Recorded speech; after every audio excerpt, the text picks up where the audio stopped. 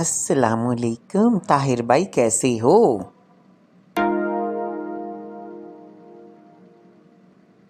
वालेकुम अस्सलाम फैज़ी, तुम सुनाओ कैसे हो? मैं बिल्कुल ठीक हूँ। तो आज मुझसे कौन से सवालात करने वाले हो? भाई मैं आपसे साइंसी मालूमात के बारे में कुछ सवाल करूँगा और जुग्राफियाई मालूमात, अदबी मालूमात भी, और इसके साथ साथ जानवरों के बारे में भी, और तारीखी और खेलों की मालूमात के बारे में भी सवाल करूँगा। आप मुझे उसके जवाब देना। अरे हाँ ठीक है, मेरी तैयारी मुकम्मल है। आपका सवाल पूछो अपने। हाँ, तो मेरा पहला सवाल जानवरों की मालूमात के बारे में है। अब ये बताओ कि जो मोर होता है उसकी औसत उम्र कितनी होती है? अरे कौन सा सवाल पूछ लिया?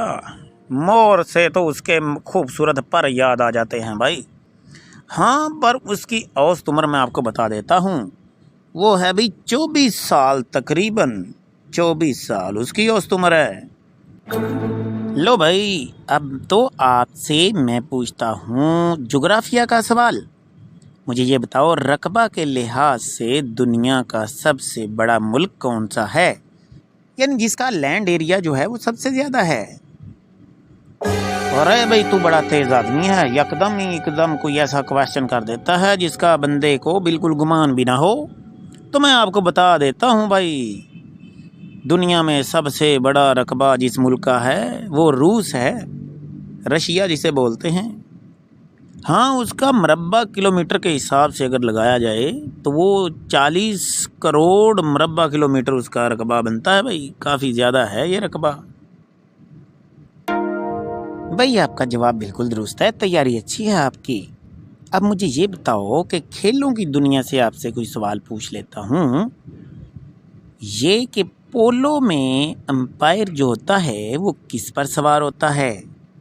खेल पोलो को तो जानते होगे ना, उसमें अंपायर बताएं किस पर सवार होता है? अच्छा भाई, अपने पास से तो बड़ा टेक्निकल सवाल पूछा है।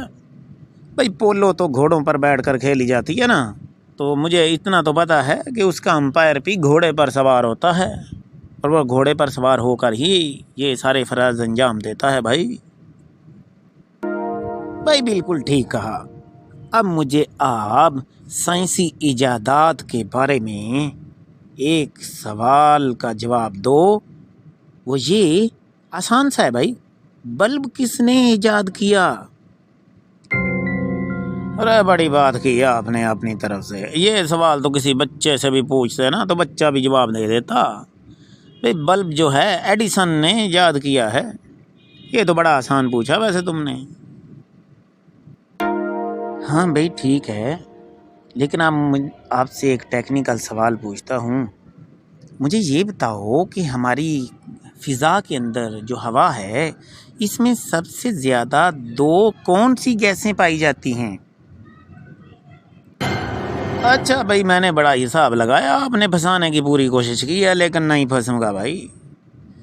हमारी फ़िज़ा के अंदर सबसे ज़्यादा जो दो गैसें पाई जाती हैं उसमें एक है नाइट्रोजन और दूसरी ऑक्सीजन।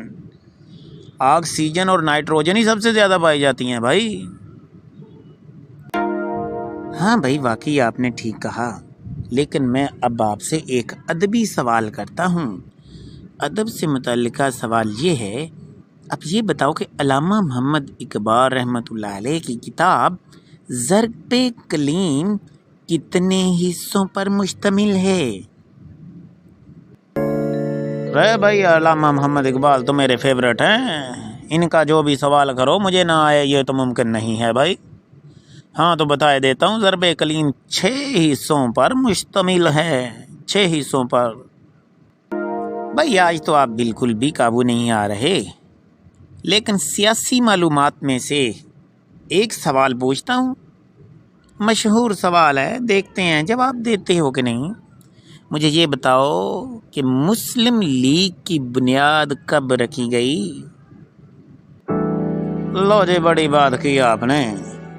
ये तो निसाब की किताबों में रटा पड़ा है भाई यार, बच्चे बच्चे को। ये देखो, मुस्लिम लीग की बुनियाद 30 दिसंबर 1906 को रखी गई। अरे आप तो बिल्कुल ही ठीक बताई जा रहे हो।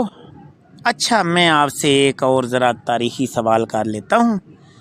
آخری سوال آپ سے یہ ہے کہ یہ بتاؤ غار ہیرا جو ہے مکہ سے کتنے فاصلے پر ہے؟ یہ بتاؤ غار ہیرا.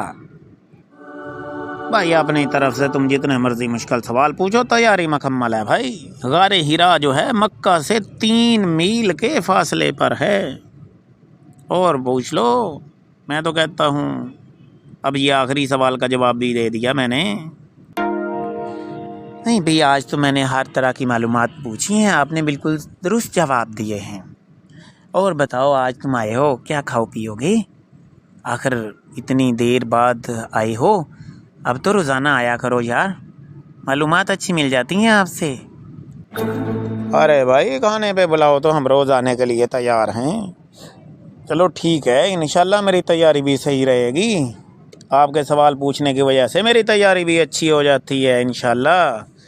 اس طرح ہی آگے سلسلہ بڑھتا رہے گا جی. آپ کھانا جو بھی ہے لے آؤ، مل کر کھاتے ہیں.